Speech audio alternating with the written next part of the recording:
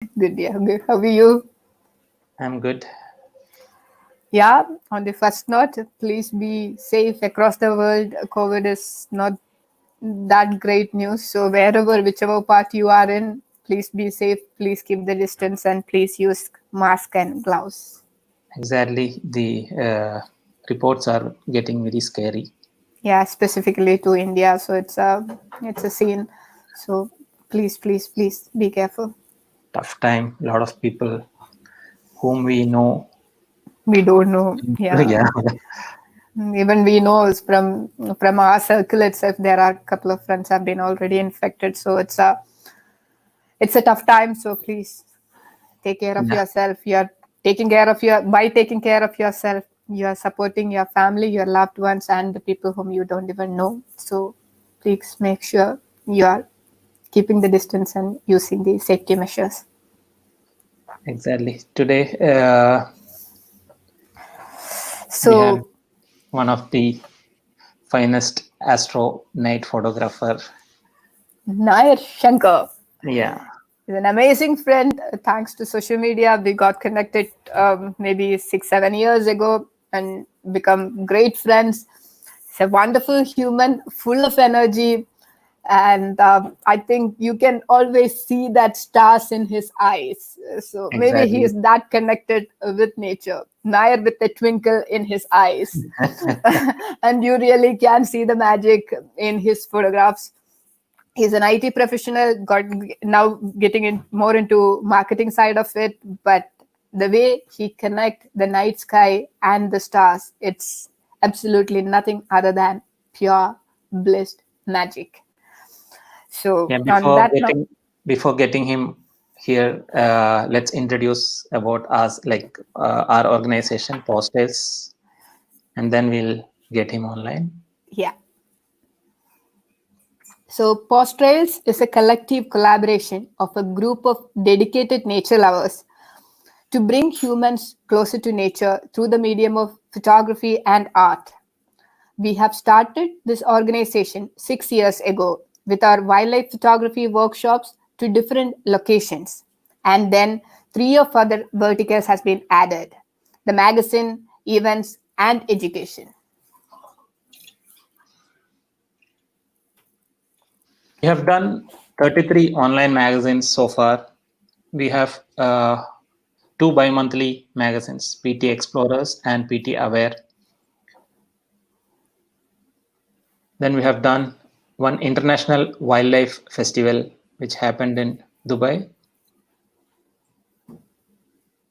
60 plus international workshops and lectures across the world. We did 23 photography exhibitions, and last week we have added one more to this, the virtual exhibition. We have got a collective social media followers of 1.5 million plus. We have planted 40,000 plus saplings to the places where we traveled and our friends traveled. We got 200 plus international contributors who support us with their photographs, articles, videos. We have also published two coffee table books. The first one was The Big Cat Race, showcasing 101 images of the big cats from around the world.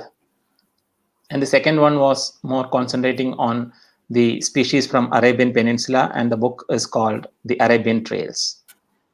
So this is our so far journey.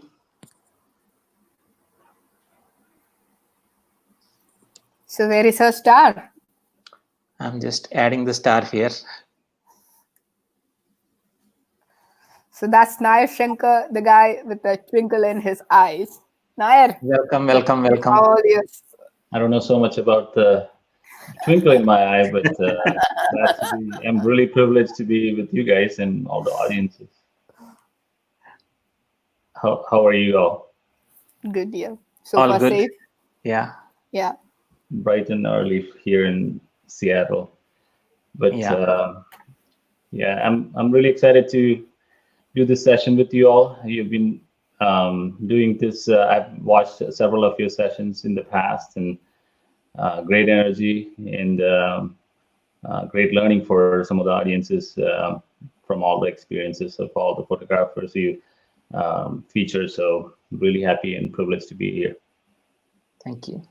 Thank you. Thank you. And thank you for your time. I know it's early, as you mentioned.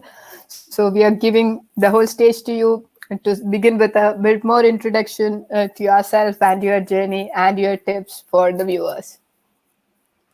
Thanks, Nisha. So today's session, I'm going to cover some tips and tricks that everybody can use to enhance your night photography skills. Let me put this in full screen mode. Hopefully everybody can see my screen okay. Yeah. So that will be the next hour.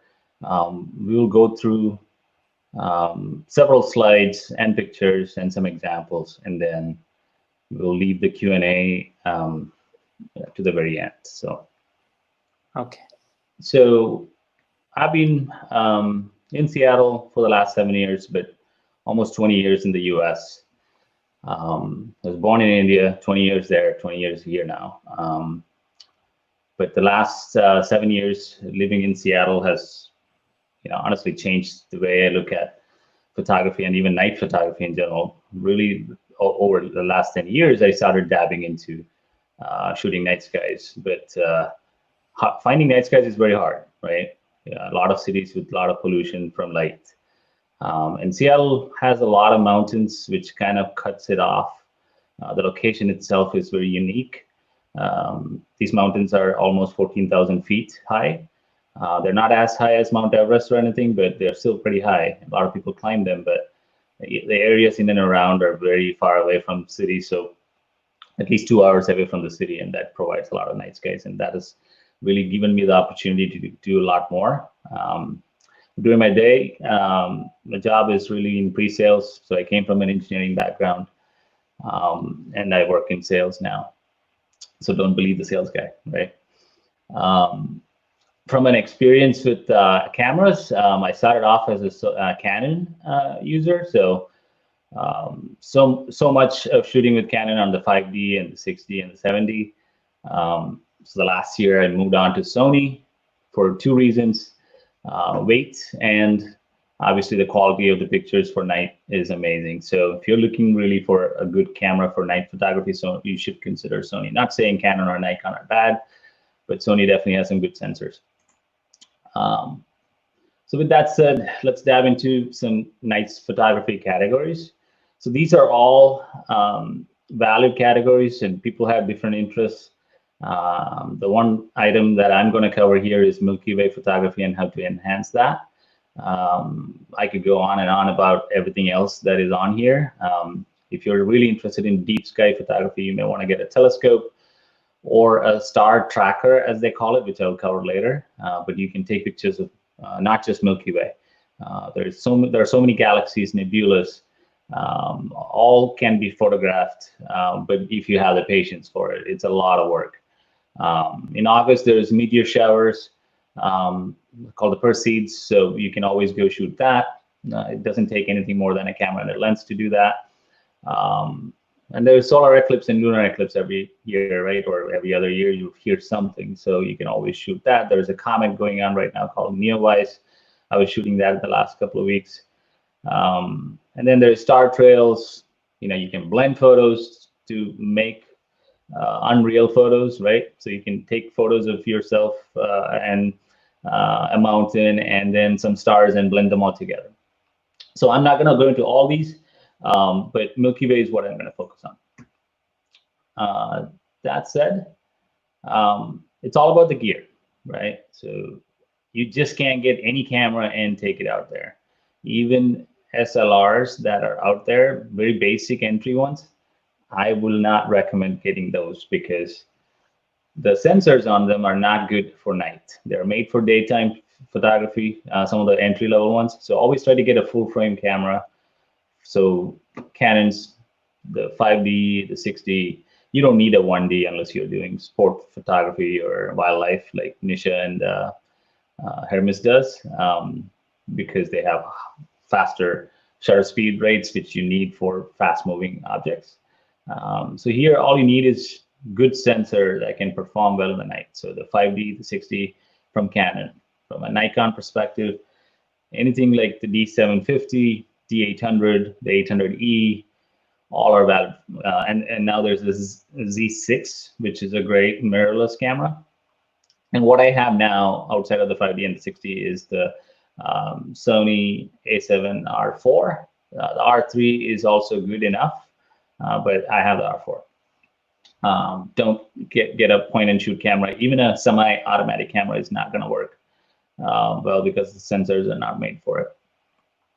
Full frame cameras have better dynamic range, which is huge for reproducing all that color coming in from the nighttime because there's not enough light.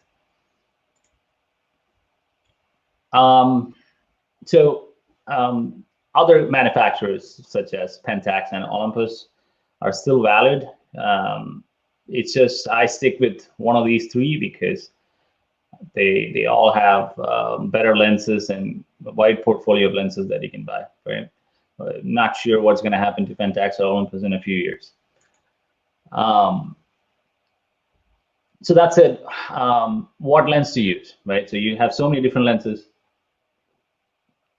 Again, you get what you pay for. When it comes to night photography or any kind of photography, you go buy a cheap lens, you're not going to get good results, especially when light is low. So in the night time, there is way less light, right? You're not in a studio, you're not in an event. You really need a lens that works, and you want all the light you can get. So think of mirrorless cameras because the same lens that you use on a camera with a mirror will have a lighter lens version. So 16 to 35 or a 70 to 200 would be half the weight on a mirrorless camera. But you really need a super wide lens if you can, because that affects how long you can expose, and I'll talk about it later.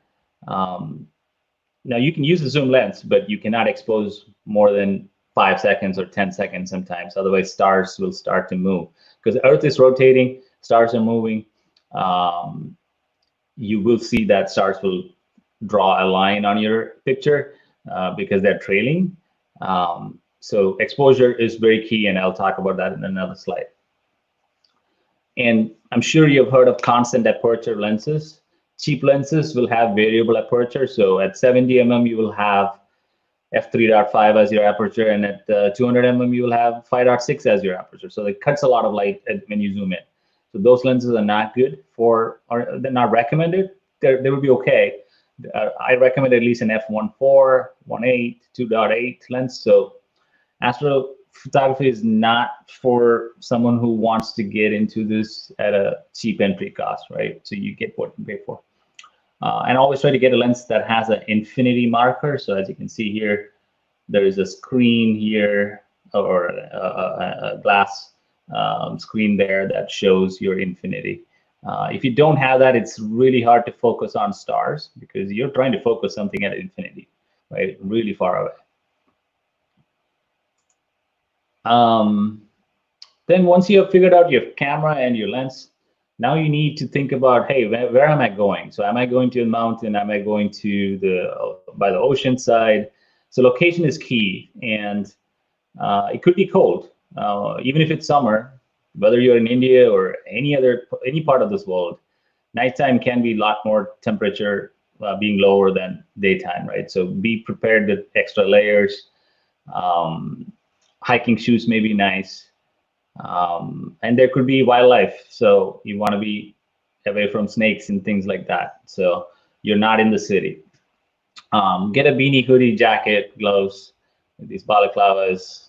I've shown a picture here. It looks like a ninja or a. I mean, these days it doesn't matter since everybody's wearing a mask. But get a headlamp. Get one with the white and red light. Always try to use the red light because all you need is a little light to see your settings on the camera. Don't use flashlights, although it's listed here. You could destroy your shot or other people's shot in the night with adding too much light. So be respectful of other photographers. get extra batteries, right? So I've always gone with 12 batteries with me because in the nighttime, due to cold weather, batteries will run out fast, and you're exposing all night for shooting. Carry some extra batteries. Don't buy third-party batteries; they don't last long. And last but least, you need some foreground lighting element, so that way you can light a little bit of the foreground, because usually the exposure for the foreground will be way less. So this adds some artificial light, and you can use your cell phone to do that too, but it's not effective. What apps do I need? So these days, everybody has a smartphone, so some of these apps really help. You want to first watch weather because you need a clear sky. Moon phases are huge, so you want to shoot Milky Way when you don't have any moon out there, right?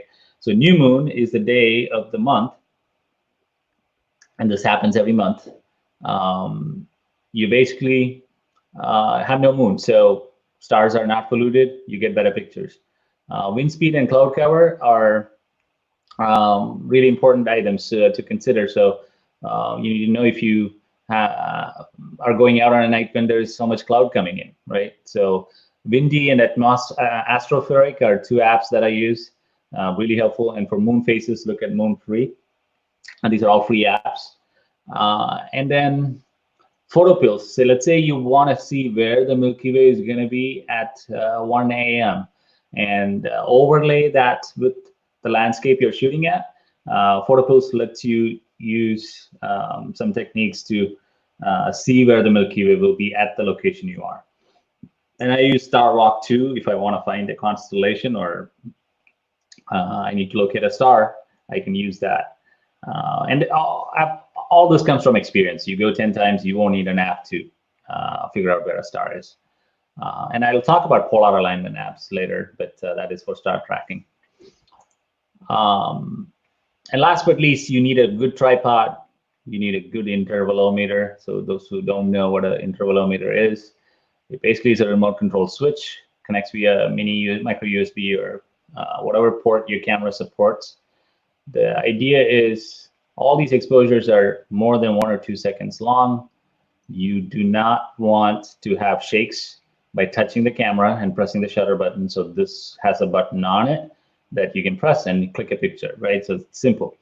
But interval meters help with taking a shot, wait 5 seconds, take another shot, wait 5 seconds. So if you're into time-lapse photography, especially of the night photos, you will be able to take such photos, or you want to take more than 30 seconds, right? You don't want to hold the button on the camera, shutter button on the camera. Instead, you can push a button and lock it, and it will take the photo for 45 seconds if you want. So get one of those. Wired ones are cheap. Wireless ones are expensive because they're a little bit more fancy. You can move away from the tripod and go sit somewhere if you want while taking a photo. Last but least, get a carbon fiber tripod or an aluminum tripod. They're usually lightweight, but the ball head that sits on top of this is what is shown here. So it's a Benro, Enduro, they all make great tripods. There are so many, or even Manfrotto. Pick your poison, spend the money on the tripod. It really helps. That said, I'll walk into some shooting settings and techniques of Milky Way. So this is a picture. Hopefully everybody can see here. This was shot in Hawaii at 14,000 feet. So I'm way above any city of any kind, right? I mean, Hawaii itself has very less night pollution, but I'm at 14,000 feet or 13,900 feet. This is an observatory that is remotely controlled. I mean, I really like this shot because it's not just the Milky Way, right? I mean, everybody can shoot the Milky Way, but you're wanting to find a subject that goes and blends well. So it's a lot of landscapes you can use, buildings you can use. Here I can see there is a Jeep. Somebody had parked a Jeep, which I hated it because I didn't want that in my shot. But it actually shows a sense of scale between 3 different elements. The Milky Way itself, which is the larger object. And then there's a massive observatory here. And then there's a Jeep. So there's a lot of scale and sense going on here. But that said, this was taken at the settings I'll share later, but a super wide angle lens, that's the reason why I was able to get all this. At this altitude, the winds are really heavy, so getting a stable shot is without a stable tripod is very difficult. So keep all those elements in mind. So that said, things to consider. You have to go in summer months. You won't see it in winter months. In the northern hemisphere, it looks different than in the southern hemisphere. So Hawaii is kind of by the equator, a little north of the equator, but still they do get different orientation of Milky Way. In the United States in July, when I took this shot in Hawaii, the Milky Way orientation is completely vertical. It would have shot up from the observatory up. And like I mentioned, weather can be challenging. Get proper clothing. Make some friends, right? So we all need friends, especially in a time like this. And in a time like this, shooting this type of photography is great because there's not going to be a lot of people out there. So you can be safe from COVID, but still keep social distancing. Don't cluster together in a night party, right? Watching stars. You could still get COVID. More than wild animals, wherever you go, you have to watch for humans. I've had some bad experiences where people have snuck up on me and behind me and trying to loot from me. So I'm not saying you should carry a gun, but carry something to be safe, right? But if you have somebody with you as a friend, whether he's a photographer or just a friend, help them be engaged by showing them the stars. It really helps because they will not be bored because you'll be shooting a lot, right? So make a friend so that they can watch you back.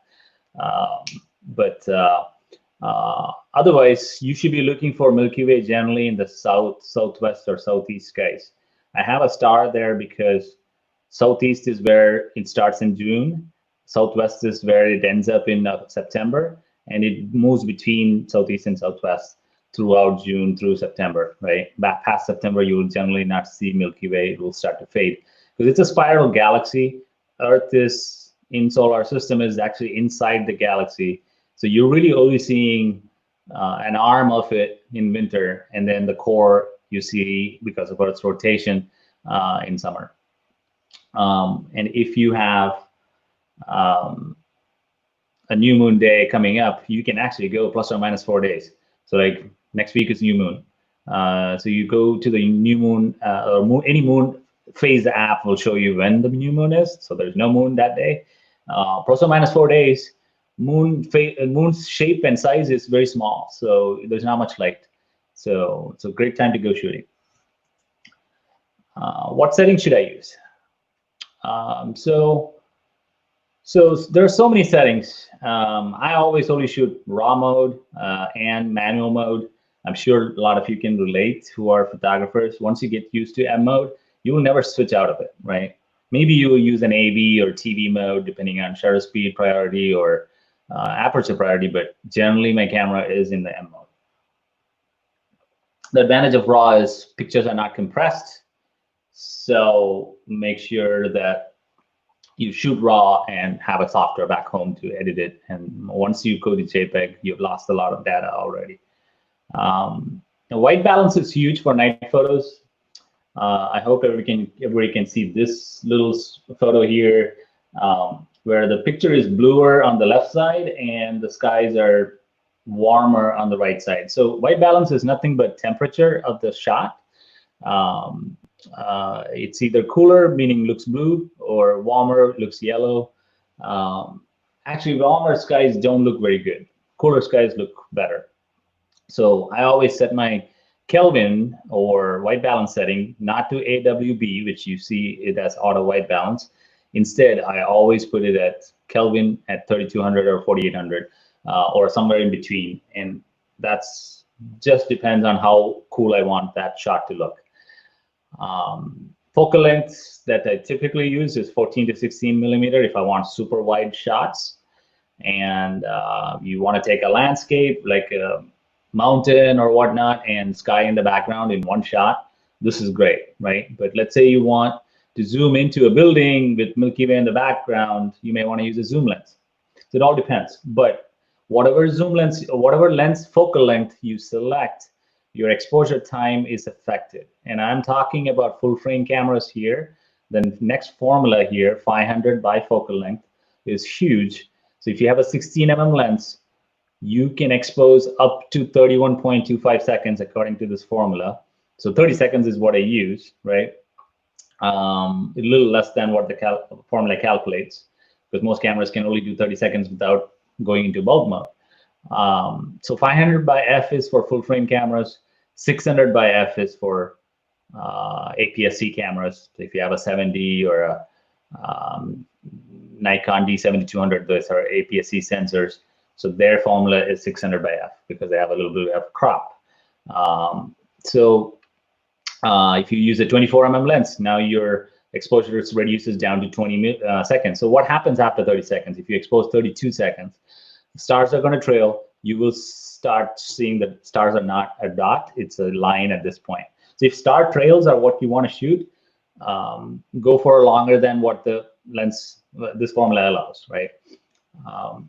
Aperture, I always set it at f2.8 for getting the most amount of light. But I would recommend f4 because then you can get all the stars sharp. At f2.8, it's a very, I mean, you use it for portraits, right? I mean, you want the widest aperture. So f4 will make sure that at least the stars are sharper and not blurred out. And then the ISO, I would start at low ISO is, I mean, anybody who has learned photography have learned that the higher the ISO, too much noise, right? So keep doing that at 800 or something and keep bumping that up as you need, because a lot of cameras cannot do 3200 and 6400, and at those high ISOs, you basically will have really bad noise. Unless your camera can handle it, don't go up to 6400. And cameras like Nikon have long exposure noise reduction, so turn it off. You don't need that. What LENR does is it takes a photo in RAW, and then it takes a second photo with the, it's called a dark frame, and then it subtracts it to reduce noise. It takes so much time to take one photo, I wouldn't even recommend it. Rather than putting a single exposure, put it on a timer. To put a 2-second timer. Let's say you don't have a remote control in your hand, and you still want to take a photo, put a 2-second timer to start that shutter, because that way you're not touching the camera, there's no shakes. Obviously the camera is mounted on a tripod. Image stabilization, or IS in Canon, or VR in Nikon, which is vibration reduction, all that can be disabled, right? There's no need for it. It's killing your battery simply. And then, of course, your lens has to be in manual focus. There's no way AF will work and focus set to infinity. So there is a marker on the lens. Every lens is different, so you have to play with taking 5 or 6 test shots to make sure the stars are sharp. So you have to play around the infinity, which is a hard thing to achieve. And take a workshop for night photography. I offer one. With COVID, everything is on hold right now. But if you guys have a local workshop available, please do, right? So that's it. Let's dive into some examples here. As you can see, the stars here are sharp. It took me like probably 7 shots before I got the star sharp here. I mean, this is just a mountain with the Milky Way. This glow here, as you can see here, is all light pollution from nearby cities. So the more you go away from the city, you get a better shot, right? So this is a single exposure shot. Here's another example. Usually I don't put horizon smack in the middle of any shot, but here it made sense because it's a perfect reflection of the mountain. It's really hard to get sometimes exposure of the reflection of Milky Way, but it made sense for the horizon in the middle. So your landscape shots techniques don't change, right? You're shooting it with all the compositional effects that you've learned for photography. And then you just add the night element to it. And this is again a single shot. And I'll talk about settings that I use for these 2 shots here in the next slide. So single exposure shots, I took this with a Canon 5D, so 3200 ISO was not bad. I was in a really dark place. So you will have to bump the ISO up as needed, like I mentioned earlier, from 800 to 1600 or 3200 or even 6400 if your camera is good. F was at 2.8. It was a 16 mm shot, so I get the widest possible view. And with 16 mm, remember the formula, 50 by F, I can go all the way up to 30 seconds. I don't have to always do 30 seconds, right? I can do 25, I can do 20, but 30 seconds will make sure I get the best, brightest picture before stars will start to trail. So adding a human element into nature actually shows a lot of scale. So this photo was featured in a few local shows here called the Washington State Fair. So I got an award for that one. But this is actually a tracked shot. So the sky has a lot more details in the Milky Way than the previous shots, right? So this is, you can see it's not so much detail on the Milky Way in this one. So what I did here is use what is called as a star tracker. And then the next couple of slides, I'll talk about it. But it basically gives you 2 minutes of a Milky Way exposure. So again, 30 seconds is the max you can go with almost any lens, right? So what happens when I make it 120 seconds or 2 minutes? Stars are going to trail. So you need something that rotates at the same speed as Earth. And that is what a star tracker is. And a lot of people who use telescopes use that. That said, it gave me a 2 minute exposure, a lot more details. Milky Way is a galaxy, so there's a lot of burning gas. So all this color is coming from, all those gases. And I'm standing here, adds a great silhouette against this Milky Way. And then there is landscape. And this was also a panorama shot. So I took like 4 shots and stitched them together. And the reason I did that is I always like a square format for my pictures, which is, somewhat unique compared to a rectangular shot, right? It's like the next one. So this is a rectangular shot, just regular landscape mode. Again, this sky was tracked and blended with the landscape here. So add some unique elements into your shot so that it's not just the skies, right? You need some interesting elements to make that photo unique.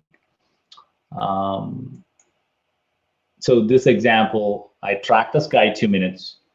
And then, in fact, since I tracked this, the ISO was actually at 800. So one of the advantages of tracking the sky is you don't need high ISOs. So it reduces a lot of noise.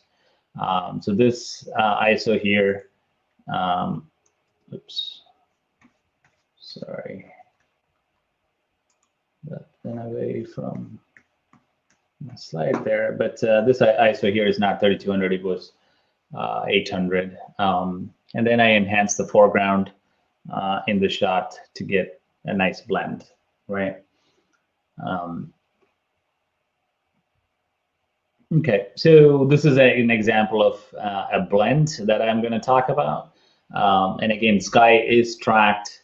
I was personally not here on this road when I took this shot. So yes, this is a fake shot, but it was a real shot that I took during the day with the tree, the road, and then I took the shot of the Milky Way in the night, tracked it for 2 minutes, and then blended it in Photoshop. So I'll talk about how you do blending in Photoshop, but you take both photos as a layer and then you're masking off certain areas and blending in another layer, right? So you definitely need some Photoshop skills to do that, and I would heavily recommend learn Photoshop or take a workshop. I do offer one. It's all online. Very easy to learn and how to blend. This example again, this was all taken during the night. It is a blend, but I had a shot taken for the landscape. So in the nighttime, landscapes don't have enough light, like I mentioned, right? And especially trying to light the ocean like this. So I took a 2 minute exposure of the landscape, and then I took a 30-second exposure of the sky, and then I blended them together. So same location, I was there, at the same time, two different shots blended together.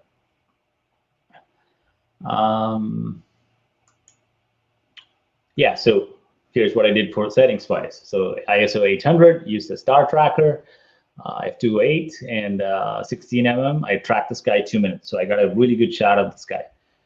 Then the foreground, I wanted it to be a little bit more sharp. I changed the shutter speed to 2 minutes in bulb mode, and ISO was 800. So if you use 3200 for your landscapes, what's going to happen is it'll add a lot of noise anywhere there is darkness. I mean, even in this shot, you can see there is some noise, but I cleaned the noise using some post-processing tools.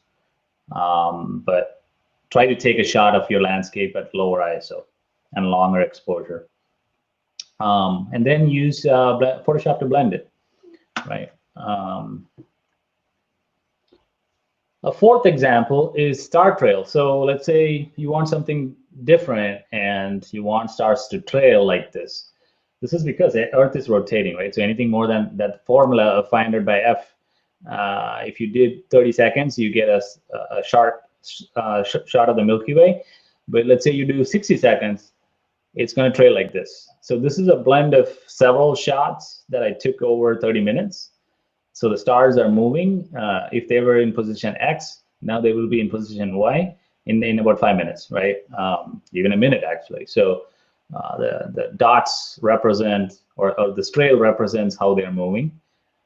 So in different directions, you will see different density of stars. So if you point to the north, you will see the stars are moving in one direction or one style, and in the south, you will see it in a different style. It's just direction dependent.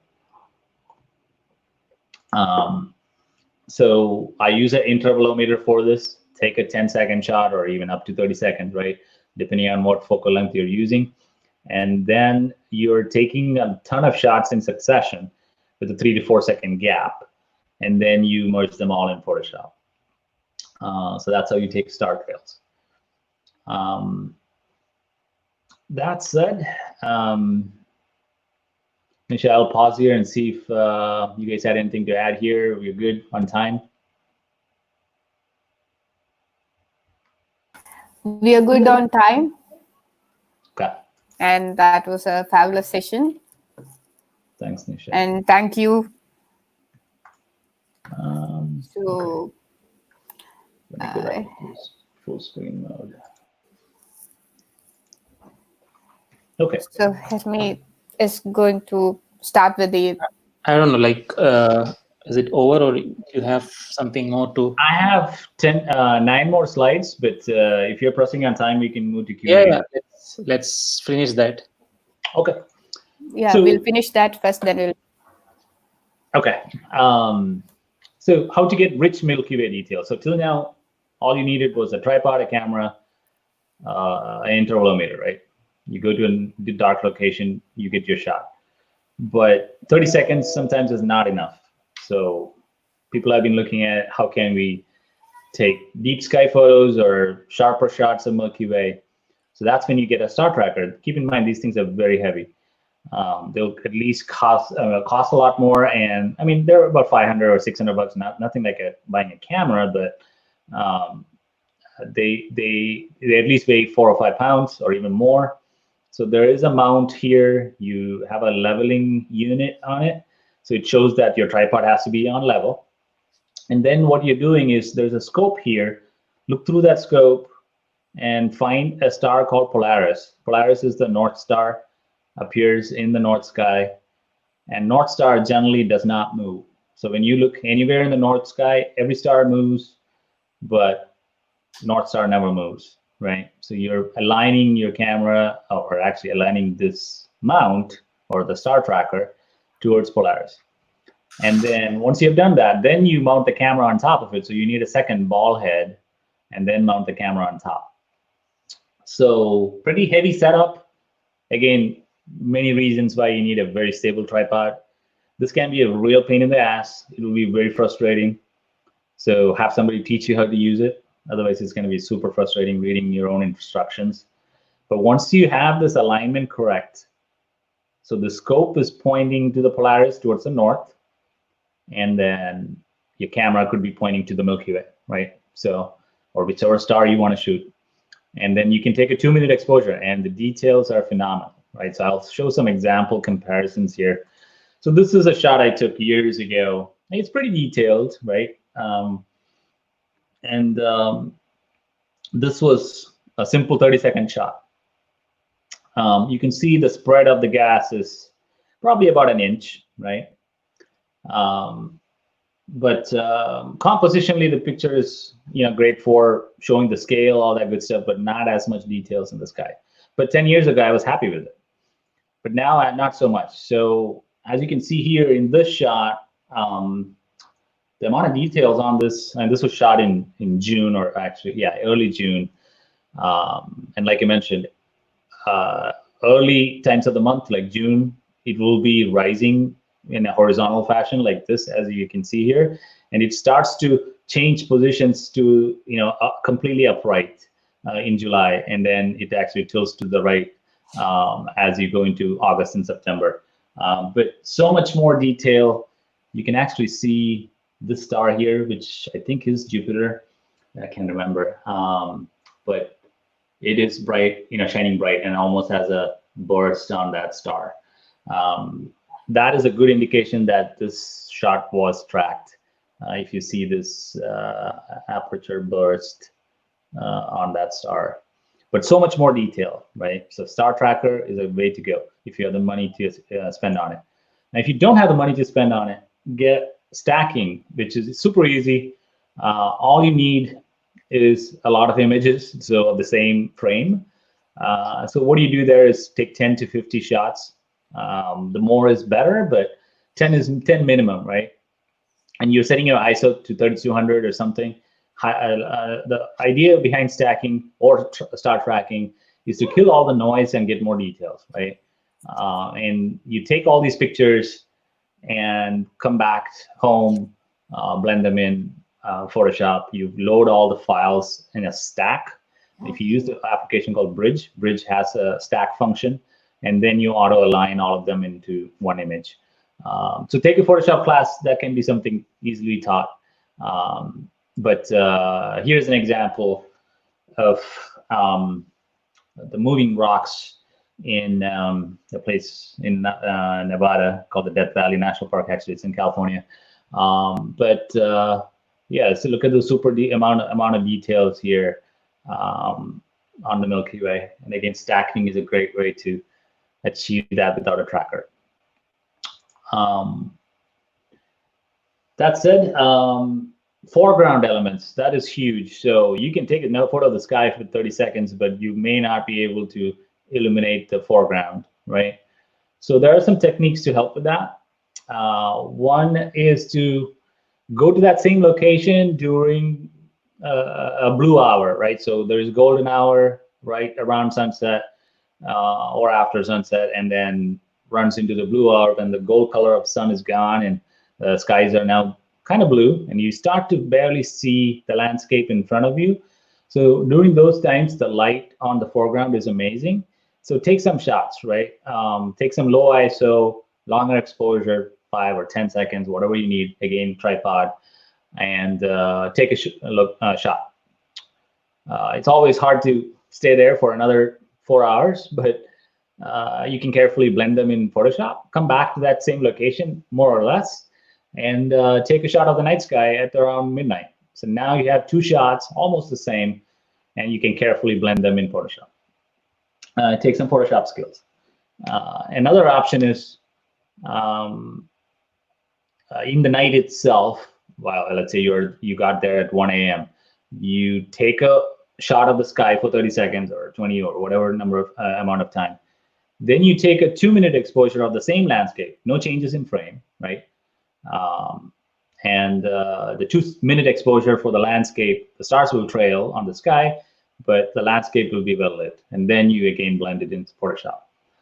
A third option here, for example, I mean, it's a lot more enhanced in Photoshop, but we use artificial soft lighting. So we always carry a cell phone, right? You can use the cell phone flash, or you can use professional lighting like Lume Cube, which is basically a soft white or yellow light, depending on what you want. The temperature can be changed on these devices. They're battery operated, so it adds some light to the foreground. So as you can see in big, almost every piece of the shot is well lit. I could have probably done a little bit more about the vegetation that is around there, but sometimes you just can't get everything right. Then you lose the element of the night. So, but the foreground helps a lot in any image, and not just the sky. And I really was standing there, so so that was another blended shot that I took with me standing there, along with the sky and along with the landscape. And lighting just doesn't mean you have to light the foreground. Sometimes it adds some cool effects to illuminating a subject, like a house, right? So we wanted a Christmassy feel to the shot. So we went in with a red lamp and lit it red, green, whatever, right? So that adds some cool colors there. For example, in this shot, I wanted to highlight my car and myself, so kept a flashlight to do that here. But these days, I would recommend not to use a flashlight. Get a light that works. So yeah, we're getting to the end of the session. So the last part of your workflow here is learning the settings of your camera, right? As well as learning the settings that you can adjust once you come back home in Photoshop. So dehazing is a great way to cut off a lot of haze, especially in the sky. And this should be a red clarity, but I misspelled it. But clarity is great for making it the stars a little sharper, but it also adds noise. And then saturation, contrast, white balance, you can play around with these settings. Usually when you open the raw images, it opens up in Camera Raw. So get an Adobe Creative Cloud subscription if you can, or get Photoshop, just buy it. But $10 a month, you get Photoshop and Lightroom, right? So that's not a whole lot to ask there. Then there are so many other tools like Nik plugins or Luminar or Astro Panel. All these are tools that you can buy to enhance your night skies. And I'm not going to cover anything about these because time is short. But next steps, first thing to do is, night photography is really hard. The other day, somebody was messaging on Facebook asking me how to shoot the comet that's going on right now. And yes, you can help them with settings, but you need to know your camera first. So practice a lot, especially night photography. You can't see anything. So during the day, play with the settings. Not that you can take a picture, but play with all this, right? Get the right gear. So all those tips I gave you earlier, get a good tripod, a good camera, and a good lens. Take a photography class, right? Learn your camera, learn how to shoot properly. Composition is huge, exposure is huge. Take a Photoshop and Lightroom class, and then dive into a white night photography workshop. So I offer classes along all these. You're welcome to take them, or most of these are online except the night photography piece because you have to be hands-on, and usually it is summer. It usually happens in Seattle. I've been looking at other options in other parts of the United States if you are in the United States. And then it will also include a hands-on shooting class, a bunch of shooting classes that lasts a whole week, and then followed by post-processing. So this is my 5 or 6 steps that I would take into night photography rather than jumping into it right away. And I hope all these tips were helpful and you enjoyed my session today as well as the photos. We'll give it back to Nisha and Hermes. It was amazing. Thank you so much for this wonderful presentation. Very informative, in fact. Got to learn a lot of things. In fact, I have did a couple of times. I went out to some star trails and Milky Way, and today I learned a little more from that as well. It was awesome. Thank you. Thanks, guys. So we got a couple of questions. Can you explain a little more about the 500 rule? Okay, so again, that calculation is coming really from I mean, there's a lot of mathematics behind it, but the short answer to that is um, Earth is rotating, right? So that has an element of surprise on stars moving beyond a certain amount of exposure. So on full frame cameras, 500 is the number that they have calculated. As in, not me, photography experts have done a lot of scientific calculations around uh, the focal length has an impact on how long you can expose. So if you expose with a 16 mm lens on a full frame camera, then the rule of thumb is 31.25 seconds, right? I just simply divided the focal length I'm using, 16 mm or 500 by 16 mm, right? So that's 31.25. So usually I recommend trying to set it a little less than what the formula calculates, and try this next time, right? So take a shot with even 24 mm lens is all you have, let's say.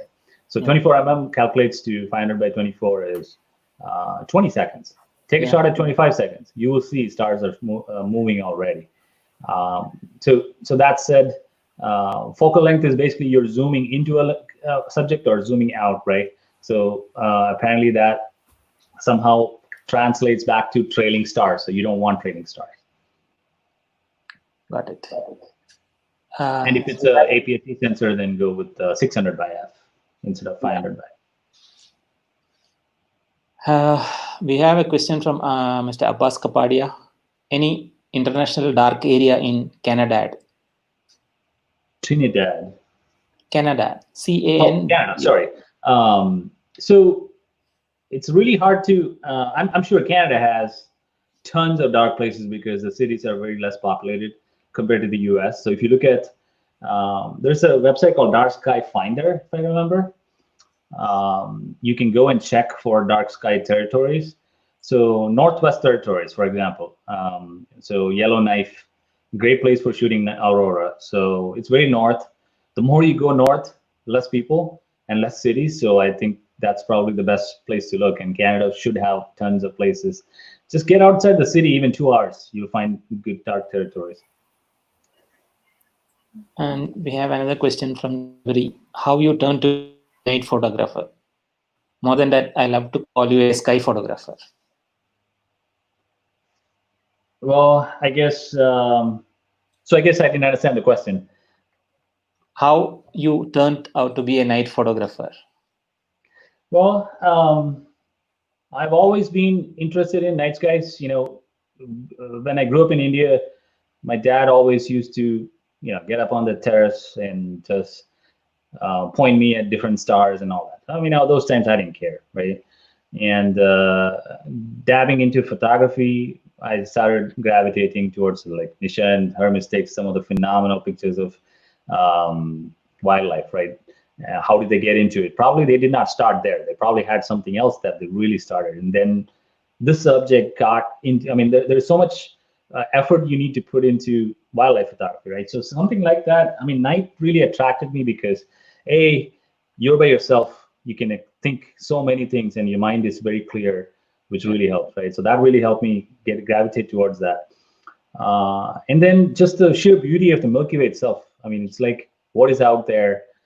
You may see a satellite, you may see a meteor, you may see some weird things in the sky that you may never see because you're sleeping. So all those have gravitated me towards it. So landscape really was where I started, but these days I've totally gravitated towards night skies, and you can blend both. Maybe even shoot some lions and tigers with Milky Way, right? Oh, that would be awesome. But I have seen something like that. I'm sure it's a bit of. I don't know if I will survive that though.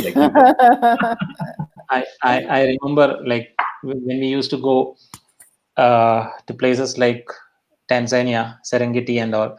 We used to stay in mobile camps. So we have the option of going out in the night, like next to the camp itself, and there'll be a lot of trees. So many times we used to set up our camera and wait under a tree for the leopard to come on. In fact, couple Yeah, of I don't years know how you ago, I guys do that. I think that is way too dangerous, but it is. I mean, if you remember Hermie 2 years ago, Steve Winter's one picture which Yeah, won a couple of there is. awards was a leopard on a tree with milk stars on the sky, and Yeah, it was it was. spectacular. Yeah, yeah, yeah. So there We are have. some people who have already done that, and some it's not that common, but whoever have done it, they have done it beautifully. right. Yeah, I bet the We skies have are a amazing in Africa. Jeepers Creepers.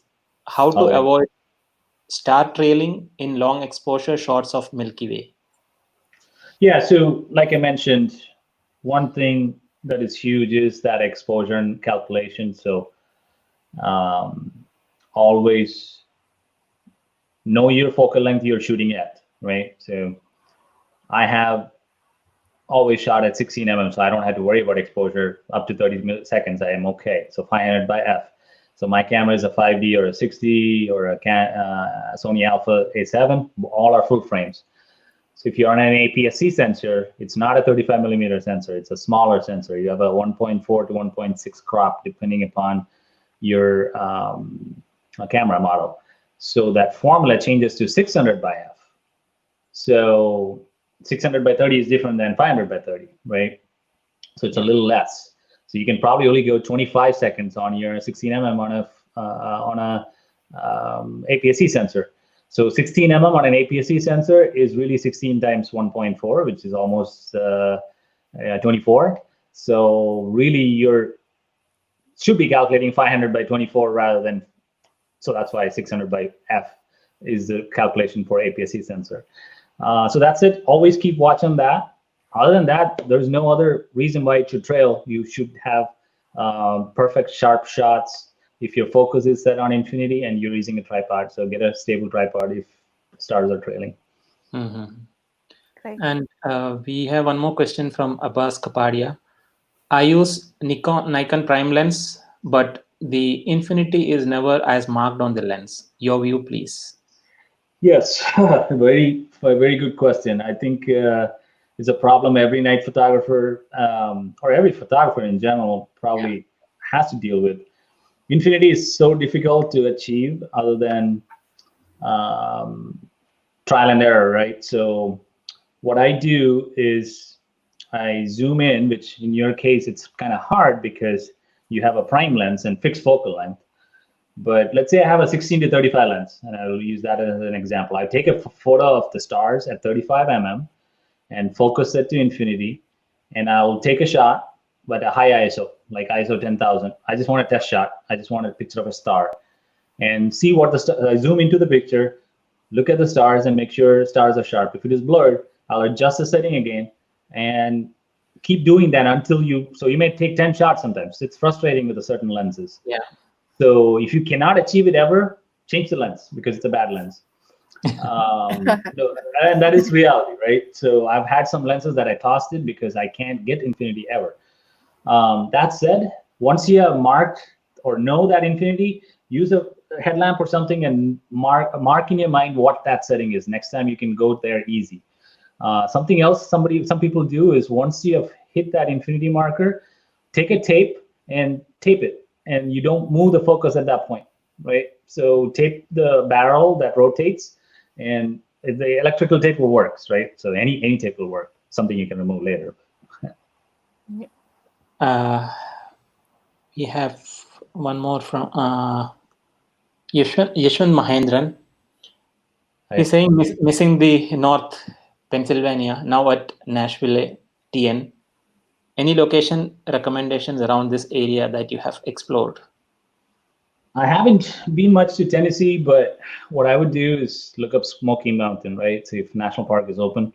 National parks in the United States are the great place to shoot. So almost every shot I take is in a national park. So they're conserved areas that there is no night skies pollution from nearby cities. I mean, there will still be, but I think Smoky would be great. Okay, and another question from Acha Netaji. How to get a better focus beam of the light in the image while using the torch light? So is that question to eliminate the foreground or? How to get a better focus beam of the light? Okay, so if I understand the question correctly, you may be wanting a picture of somebody shining a light. Yes, I think so. Yeah. Okay. So what I have done is, hey, you have to stand still in these shots sometimes, especially in selfie shots you take, like the picture I was showing earlier in here. Hopefully everybody can see this. So that hasn't moved very much, but I have moved a little bit, but I kind of tried to kind of hide it. But again, that was a 2 to 3 second beam that I used there, and then I had to turn it off. Otherwise, what will happen is the exposure for 30 seconds will blow the light too much, and you can't have the beam be lit for more than 3 or 4. So you will have to play around with it. Again, something that you can dim the lighting on your headlamp is super awesome. And different light brightness settings. And don't get anything that says 800 or 1000 lumen, because that is way too bright. Get somewhere in between, so that way you have a little less brightness. Hopefully that answers your question, unless I understood. And Mr. Abbas Kapadia is asking, why don't we focus in the evening and tape the barrel? And that is a very good point, and that is recommended. So, but then the point is, if you use that lens for something else and you want to go back to autofocus, now you're stuck, right? So I don't generally do that because I use the lens for daytime photography too. But yeah, I mean, dedicate a lens to night photography and tape it. Or if you're only shooting landscape, tape it at infinity. So we have a question from Rabinesh. Can you explain about dual ISO? Dual ISO. I'm not sure I understand what that is, but or maybe a little bit more explanation on what the question is about. I think there is a process of exploiting your camera sensor to extend the dynamic range, which is not used commonly. I think that's what he's talking about. Okay. Unfortunately, I'm not aware of it. I will look into it. Yeah. Yashwant Mahendran is asking, all I have at the moment is a Canon 70 to 200 mm f2.8. What kind of shots can I try using it?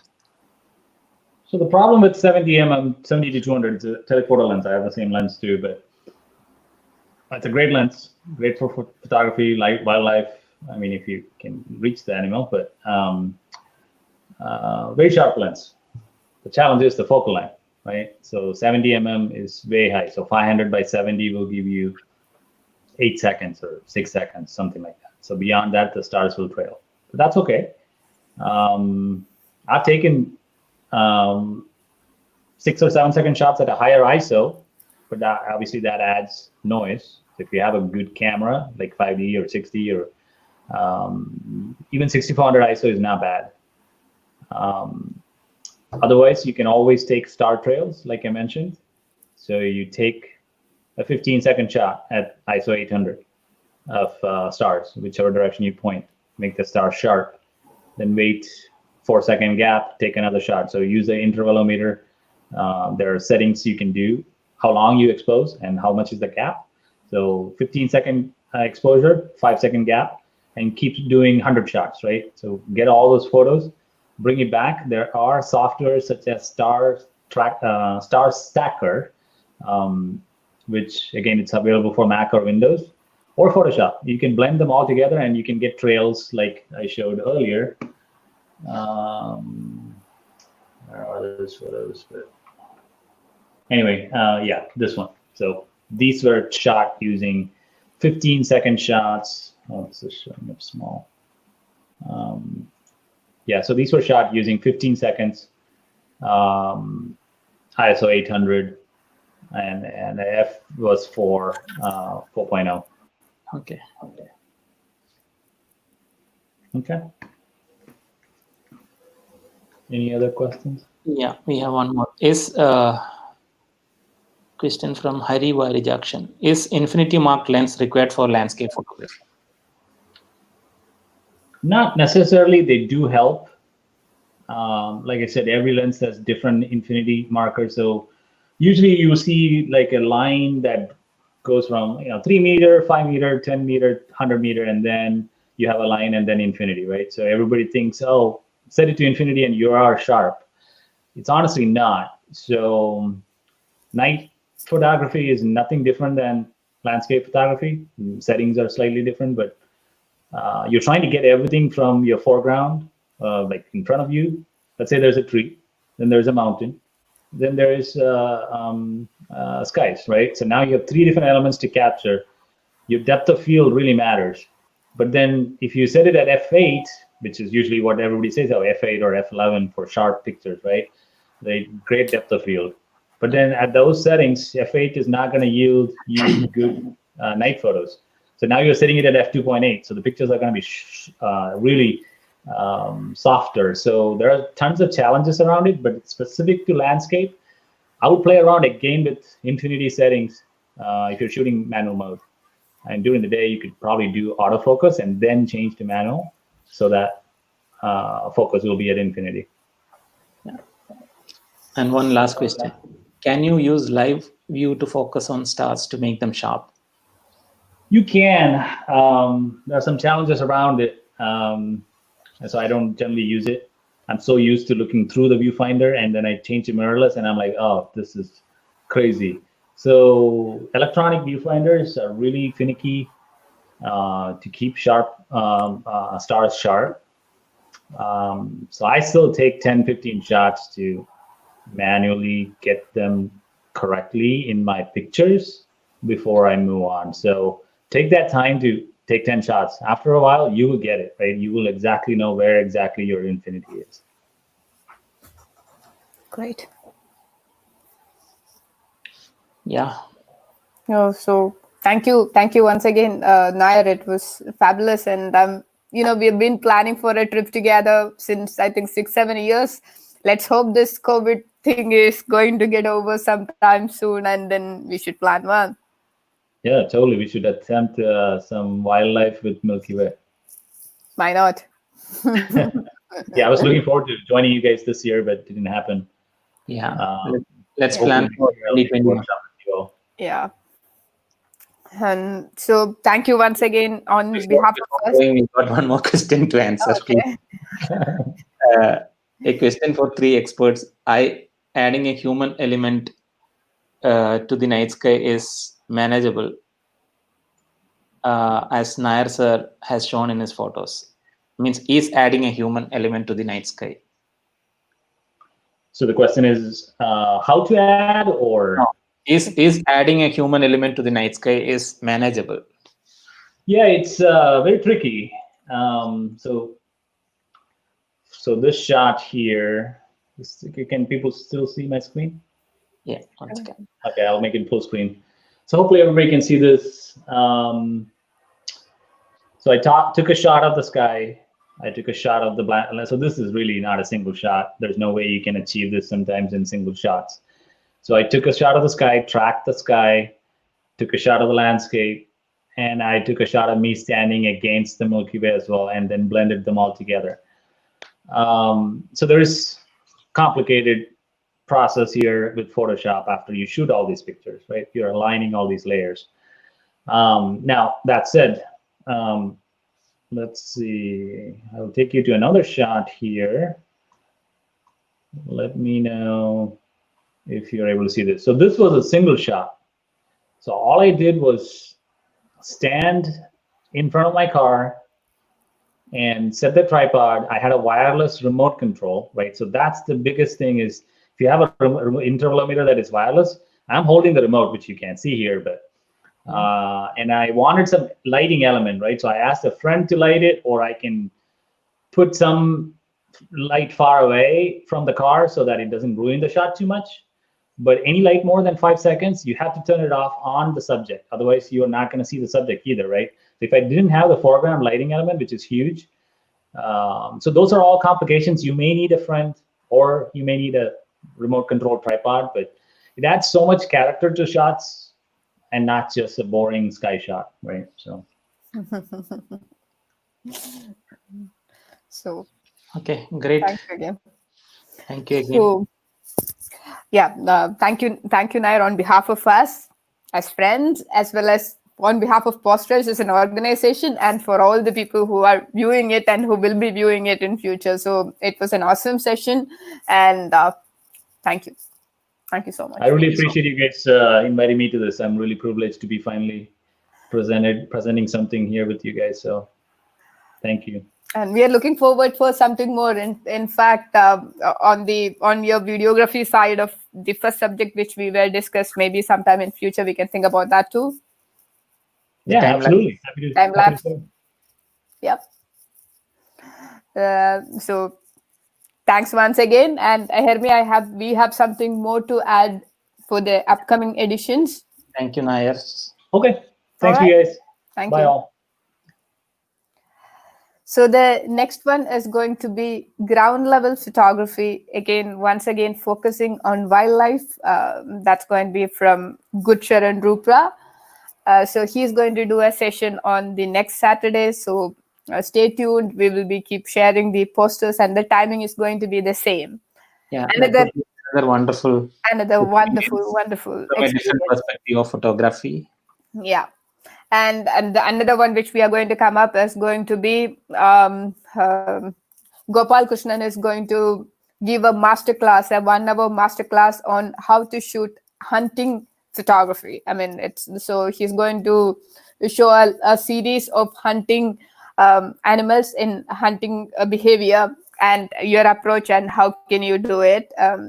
So the date and the time we will be announcing soon. So that's another interesting session which is going to come up. There is another announcement. Interesting activities coming up in future sessions. Yes. And 29th, we have our first live review. So we have already got a bunch of great photos from awesome photographers. So if you're still waiting, it's not that it's only 3 photographers. So in case if you're going to get more, then we will be doing this, the rest of the remaining selected ones we will be continuing on next month or in the next month after that. So please share your images. You have the email ID if we can share, Hermi. It's poststyles.review@gmail.com. So a set of 10 images which you would like to share with us, and our team will be reviewing it, and then we will be getting in touch with you. So we can give a platform where you will be sharing your stories, and we will share our experience and our suggestions on a live session. So that's our another thing which is coming up, which is going to start on 29th of this month.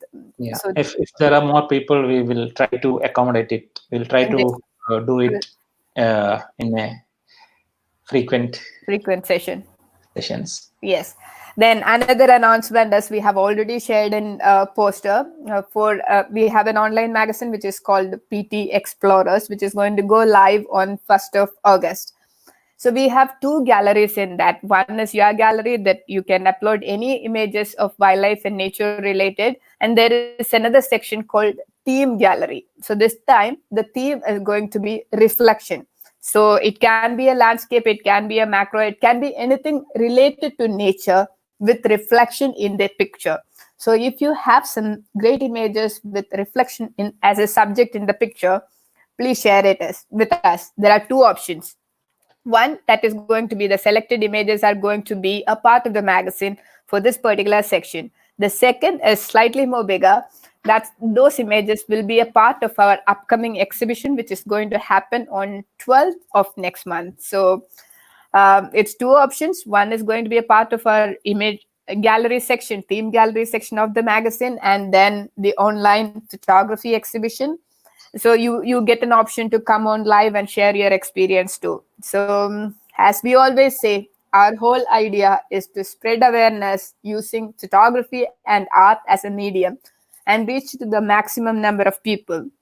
And we want to be a platform for people like us, people like you, whether you are starter or whether you are an intermediate level or you are already an expert, the whole idea is to create a platform where you share your skills, experience, and tips to enhance your ability as well as connect people with nature to do what we can do.